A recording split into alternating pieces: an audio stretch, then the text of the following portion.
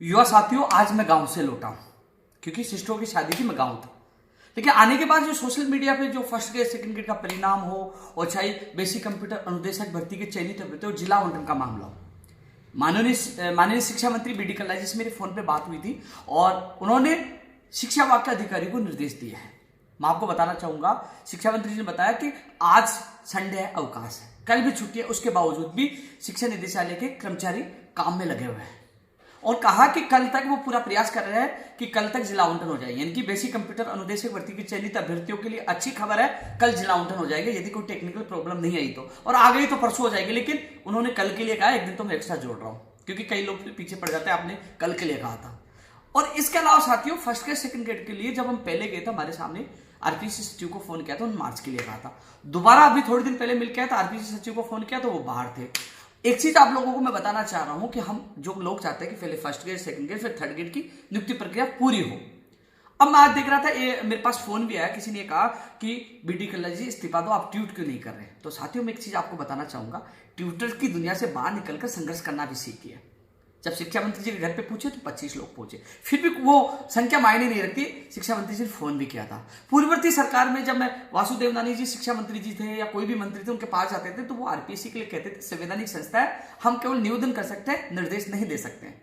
और शिक्षा मंत्री जी का कहना यही है कि मैं बोल सकता हूं, बोला है, लेकिन अब इसको कौन अच्छी तरह से बोल सकता है, वो सीएम के अधिकारी। मुख्यमंत्री प्रमुख सचिव से मैं मिल रहा हूं दोबारा, मैं समय मैंने आज मांगा है, उनसे मिल रहा हूं और उसके बाद मैं कोशिश कर रहा हूं आरपीएससी का भी 4 या 5 तारीख को हम लोग दोबारा से पहुंचे। तो आपको ताकत दिखानी है, इस्तीफा मांगने से क्या होगा, आपको ताकत दिखानी है तो मैं आरपीएससी की मैं तारीख का ऐलान कर दूंगा। 4 या 5 तारीख को हमें पहुंचना है। यदि मुख्यमंत्री प्रमुख सचिव साहब से मीटिंग नहीं होती है और यदि परिणाम को लेकर हमें कोई अच्छी सूचना नहीं मिलती तो 4 या 5 तारीख में हम फिक्स कर लेंगे, आप आओ, वहां ताकत दिखाओ। लेकिन हम कह रहे हैं, क्योंकि साथियों में किसी का पक्ष नहीं ले रहा, लेकिन सच यह है कि जैसे विषय शिक्षकों के 4,500 पद आए, इसके पीटीआई के 461 से 5546 पद आए, आपका जो सिलेबस विस्तृत सिलेबस आया, कठिनाई स्तर कम हुआ, तो कहीं ना कहीं शिक्षा मंत्री जी ने हमारी पहले कई मांगे मानी है। तो ऐसे में जो व्यक्ति जब भी जाए फोन कर रहा है, हमें सपोर्ट कर रहा है, तो मैं तो ऐसा ट्वीट नहीं कर सकता। हाँ, जिस दिन मुझे लगा था कि उन्होंने युवाओं के हित में काम नहीं किया, गलत किया, उस दिन सबसे पहले मैं ट्वीट करूंगा। इसलिए साथियों, हमें धरातल पे काम करने की आवश्यकता है।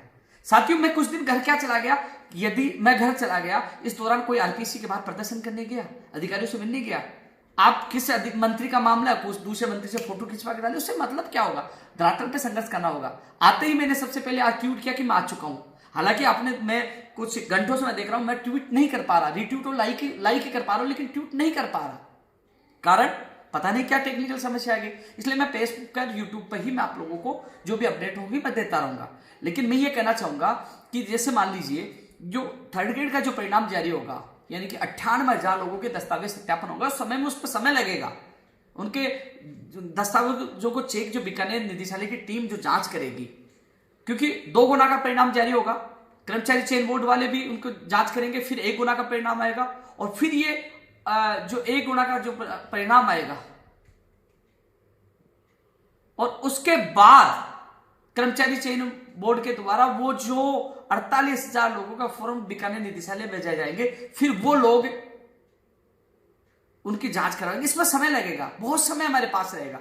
इस दौरान हम लोग यदि शिक्षा मंत्री जी से और मुख्यमंत्री के अधिकारियों से मिलकर, मैं मुख्यमंत्री जी से मिलूंगा, कोशिश करेंगे उस दौरान फर्स्ट ग्रेड सेकंड ग्रेड को जल्द करवा दें।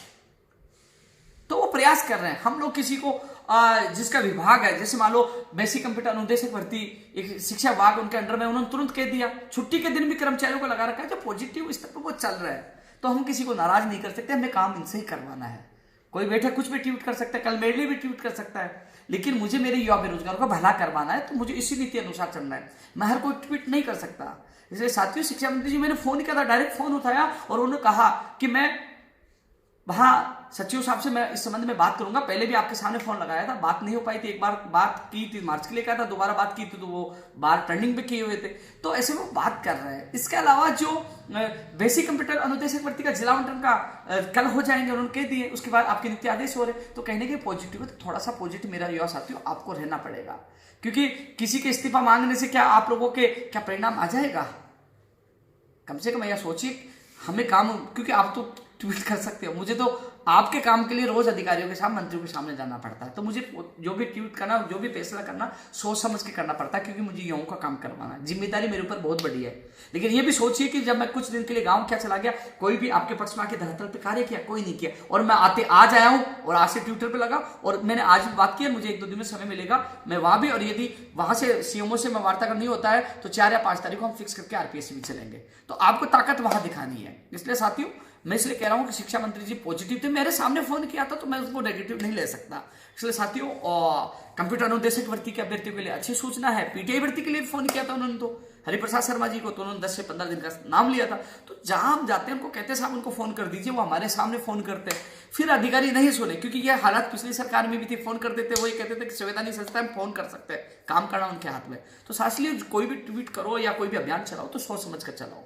धन्यवाद।